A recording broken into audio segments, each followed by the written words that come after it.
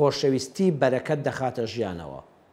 ئێمە لە سەردەمێکا دەژین بە تێکڕای گشتی دەڵێم ناڵێم هەموو خەڵک، بەڵام بە زۆربەی عامی خەڵک بڕواتان هەبێ سوپاس بۆ خوای پەروەردگار ژیانمان ئێستا لە چاو 30 ساڵ 40 ساڵ لەمەوبەر هەر مێژوو بخوێنەوە ئێمە خۆشمان تەمەنێکمان هەیە تیا ژیاوین هەر بەراورد ناکرێ.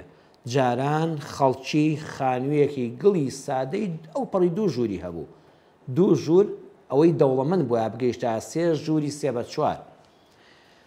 جلوبەرگێکی کەم زۆرمان لە بیرمانە جەژنی ڕەمەزان و ڕەمەزانیان قوربانە و قوربان قاتێ جل بۆ مناڵەکانیان بۆ کابانی ماڵیان بە سەرۆکی ماڵ دەیکڕی. خواردنێکی سادە دەخورا لە ماڵەکاندا. ماندووبوونێکی ڕۆژ بە یەکجار زۆر زستان و هاوین خەڵک هەر ماندوو بوو بۆ پەیداکردنی بژێوی ژیانی. بەڵام کەچی خەڵکی یەکتریان خۆش دەویستە دڵەوە بۆیە هەستیان بە دڵخۆشی دەکرد. دووشت هەن ئەزیزانم لە یەکتر جیاوازن. خۆشی و دڵخۆشی ئەتوانی تۆ سفرەیەکی زۆر ڕازاوە لەبەر دەما بێ لە خۆشترین خواردنەکان لەسەری بێ، باشترین و گرانبەهاترین جلوبەرگت لەبەرا بێ، لە کۆشکێکی زۆر ڕازاوەدابی هەمووی چراخان بێ، بەڵام دڵنیا بە دەکرێت دڵت ڕووناکی تێدا نەبێ.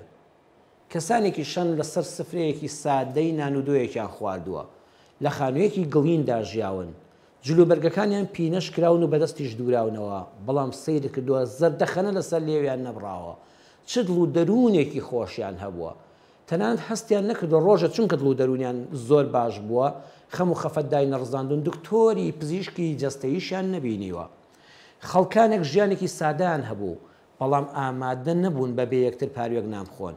بڕۆ چێشتی هەمزیێوری هەژاری موکریانی مامۆستا هەژار بخوێنەوە، کتێبەکانی تر بخوێنەوە، کتێبەکانی مامۆستای خاڵ بخوێنەوە، مامۆستا مەلا عەبدولکەریم و دەڕیز ڕەحمەتی خوا عەلەیه بخوێنەوە، باسی ئەوە دەکەن. حتا تەنانەت باب و باپیرانی من و تۆش ببیریان دێن لەم کوردستانەدا خەڵک نانی جێژنی ڕەمەزان و قوربانی لە ماڵەوە نەخواردووە. چی هەبووە بردوویەتی لە مزگەوت، هەموو دانیشتوان چون لە مزگەوتە نانیان بەیەکەوە خواردووە و تویانە خۆشی هەموومان بەیەکەوەیە. ئەگەر پاروێ نانمان هەبێ هیمن و تۆ هەمومان تێکەڵاو دەکەین با بەیەکەوە بیخۆین. چەند جاری ئینسان لەگەڵ ئازیزێکە دادەنیشێ وەڵی سادەترین خواردن دەخۆی، بەڵام چێژێکی هەیە هەرگیز لەبیرت ناچێتەوە. هۆکارەکە ئێزانی چییە؟ هی ئەوەیە لە ناخەوە بەرامبەرت خۆش دەوێ و لە ناخەویشەوە ئەو تۆی خۆش دەوێ. ئەی چەند سفرەی خوانی ڕازاوە مەطعەم و داوەتمان بینیوە زۆرێک لەوانی کە هەڵدەستن هیچ شادمانیەکیان پێوە دیار نییە، چونکە دیارە ئەوانی ئامادە بوون بە مەسلحەتێکی دنیای یەکتریان ویستووە، هیچی لە ناخەوە بە پاکی یەکتریان خۆش نەویستووە، وێ هەست بە چێژێکی دەرونی ڕاستەقینە ناکەن.